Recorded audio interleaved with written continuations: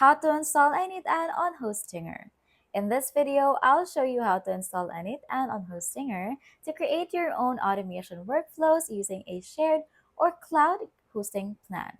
So to get started, first you need to log into your Hostinger account and access the H-Panel dashboard.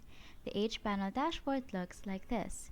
If you're using a shared hosting plan, it's important to note that N8N may not run properly due to limitations in custom software installations. That's why a VPS plan or Hostinger is a better option for this setup. Once your VPS is ready, connect it via SSH using a terminal app. The terminal app may look like this. From there, make sure your server is updated, then install Node.js and npm. Both are required to run N8N.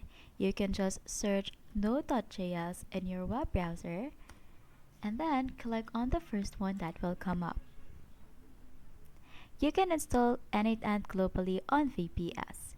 To keep N8N running in the background, you'll need to use a process manager like PM2, which usually comes with the Node.js anyway.